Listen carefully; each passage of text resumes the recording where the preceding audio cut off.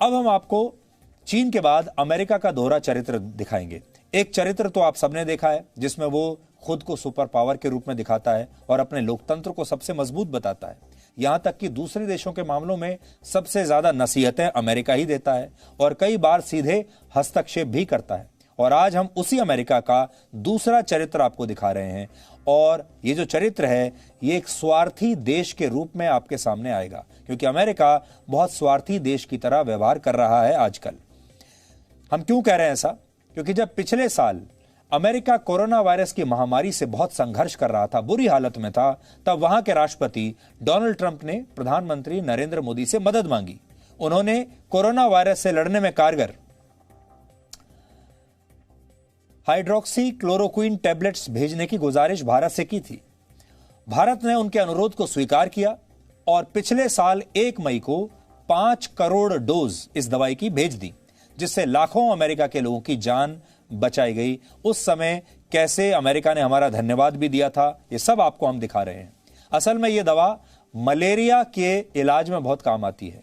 हमारे यहाँ इसका प्रोडक्शन सबसे ज्यादा होता है पूरी दुनिया में, क्योंकि एशिया के गरीब देशों में यह बीमारी ज्यादा फैलती है, जिस वजह से इस दवा की जरूरत यहाँ बहुत पड़ती है। उस समय अमेरिका ने भारत का एहसान माना था, लेकिन आज वही अमेरिका एहसान फरामोशी कर रहा है।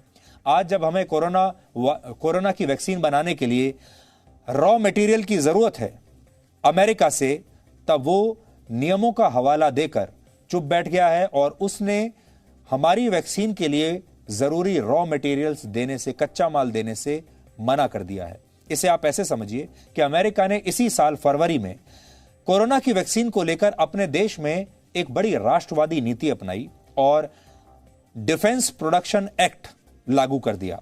इस एक्ट के तहत अमेरिका की फार्मा कंपनियों को कुछ दवाओं और उनके रॉ मटेरियल्स को एक्सपोर्ट करने की छूट नहीं है।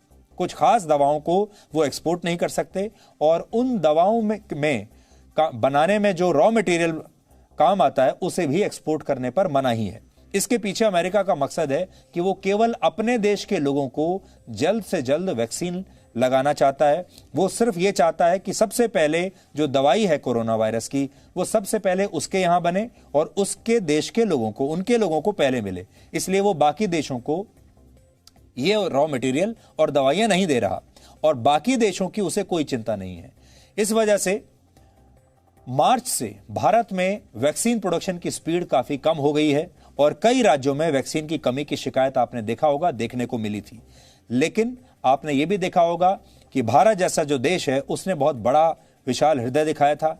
भारत ने बहुत सारे पड़ोसी देशों की मदद की, इस दौरान बहुत सारे गरीब देशों की भी मदद की और भारत सरकार ने अपने यहाँ बनी हुई कोरोना वायरस की जो वैक्सीन है उसे बहुत सारे देशों को भेजा, दवाइयों को भेजा। अमेरिका का उदाहरण अभी हमने आपको दिया, हमने अमेरिका को भी दवाइयां भेजी, लेकिन अमेरिका ने इसका ठीक उल्टा किया है।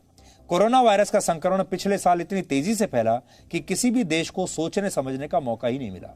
जिस देश को जहां से जो भी रॉ मटेरियल मिला वो वहीं से इंपोर्ट करके वैक्सीन बनाने लगा। हमारे देश में बनने वाली वैक्सीन को प्रभावी बनाने के लिए एक खास सॉल्ट, जिसे एडजुवेंट कहते हैं, इसकी जरूरत होती है, जो अमेरिका से मंगाया जाता है और ये सॉल्ट इम्यून सिस्टम के रेस्पॉन्स को बढ़ाता है।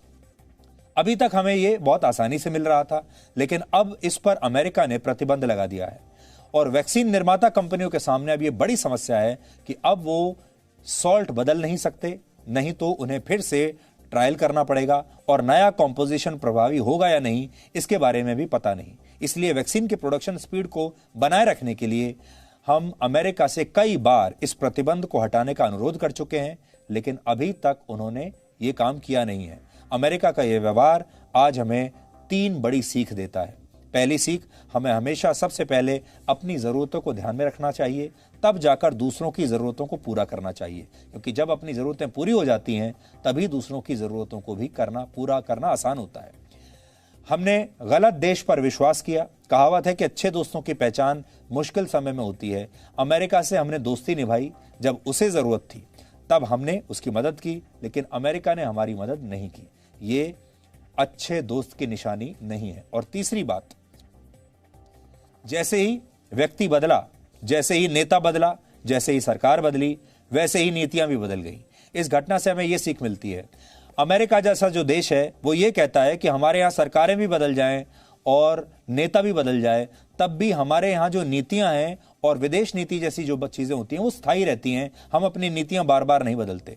लेकिन जैसे ही नेता बदला, उन्होंने नीतियां भी बदल दी। जब तक डोनाल्ड ट्रंप थे तब तक अमेरिका और भारत एक दूसरे के अच्छे दोस्त थे, लेकिन जो बाइडेन के आने के साथ ही अमेरिका की नीतियां बदलने लगी हैं, जो भारत के लिए शुभ संकेत नहीं है।